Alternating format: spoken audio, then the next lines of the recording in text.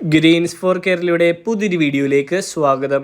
സംസ്ഥാനത്ത് ഇപ്പോൾ 45 രൂപ മുതൽ 60 രൂപ വരെയാണ് വിവിധ ബ്രാൻഡഡ് അരികളുടെ ചില്ലറ വിൽപ്പന വില. ഒരു വർഷത്തിനുള്ളിൽ 15% അരി വിലയിൽ വർധന ഉണ്ടായിരിക്കുന്നത്.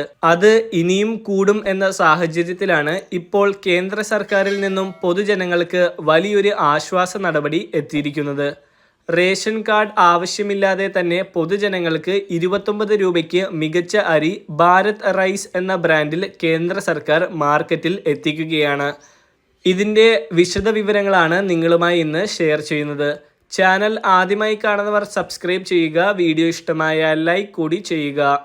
അരിയുടെ വില അതിവേഗം വർദ്ധിച്ചു കൊണ്ടിരിക്കുകയാണ്. സ്വർണത്തിന് തുല്യമായ വിലയിലേക്ക് അരി എത്തുമോ എന്ന് പോലും നിരീക്ഷകർ ചോദിക്കുന്നുണ്ട്. ഇതിൻ്റെ പശ്ചാത്തലത്തിലാണ് പുതിയ അരി കേന്ദ്ര സർക്കാർ വിപണിയിലേക്ക് എത്തിക്കുന്നത്.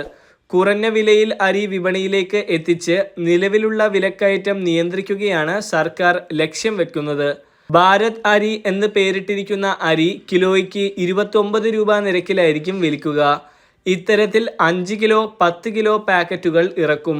കേന്ദ്ര ഭക്ഷ്യമന്ത്രി പീയൂഷ് ഗോയൽ ഭാരത് അരിയുടെ ഉദ്ഘാടനം രാജ്യ തലസ്ഥാനത്ത് നിർവഹിക്കും.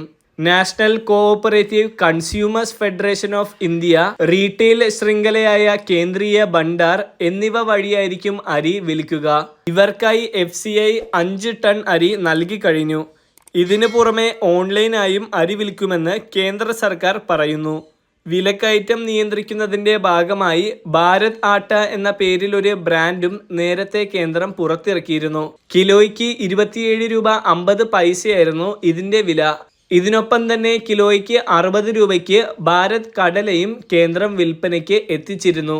ഇവയ്ക്ക് രണ്ടിനും വളരെ മികച്ച പ്രതികരണമാണ് വിപണിയിൽ ലഭിച്ചത്. അതുകൊണ്ട് തന്നെ ഭാരത് അരിക്കും മികച്ച പ്രതികരണം ലഭിക്കുമെന്നാണ് സർക്കാർ വിശ്വസിക്കുന്നത്. കയറ്റുമതി, ഉൽപാദനം എന്നിവയ്ക്ക് നിയന്ത്രണങ്ങൾ ഏർപ്പെടുത്തിയിട്ടും വിപണിയിലെ ചില്ലറ വിൽപ്പന വില ഇപ്പോഴും നിയന്ത്രണ വിധേയമായിട്ടില്ല. അതേസമയം അരിയുടെ മൊത്തം വില 13.8% മുതൽ 15.7% വരെയാണ് കഴിഞ്ഞ വർഷം വർദ്ധിച്ചത്. ഇതിനിടയിൽ പൂഴ്ത്തിവയ്പ് പരിശോധിക്കാൻ ചില്ലറ വ്യാപാരികൾ, മൊത്ത കച്ചവടക്കാർ, ഇടനിലക്കാർ, വിവിധ വൻകിട റീറ്റെയിൽ ശൃംഖലകൾ എന്നിവരോട് അവരുടെ സ്റ്റോക്ക് വെളിപ്പെടുത്തുവാൻ കേന്ദ്ര സർക്കാർ ആവശ്യപ്പെട്ടിട്ടുണ്ട്. നാഫെഡ്, NCCF, കേന്ദ്രീയ ഭണ്ഡാർ ഔട്ട്ലെറ്റുകൾ വഴിയും മൊബൈൽ വാഹനങ്ങൾ വഴിയും തെരഞ്ഞെടുക്കപ്പെട്ട ഔട്ട്ലെറ്റുകൾ വഴിയും സർക്കാർ ഓൺലൈൻ ശൃംഖല വഴിയുമാണ് കേരളത്തിൽ ഇതിൻ്റെ വിതരണം ഉണ്ടാവുക. ഫെബ്രുവരി 6 ഡൽഹിയിൽ ഇതിൻ്റെ ഉദ്ഘാടനം. വരും ദിനങ്ങളിൽ ഇതിൻ്റെ വിൽപ്പന വിശദാംശങ്ങൾ എത്തുമ്പോൾ തന്നെ ചാനലിലൂടെ അറിയിക്കുന്നതായിരിക്കും. ഇതുപോലുള്ള പദ്ധതി അറിയിപ്പുകൾക്കായി ചാനൽ സബ്സ്ക്രൈബ് ചെയ്ത് ഉപയോഗിക്കുക.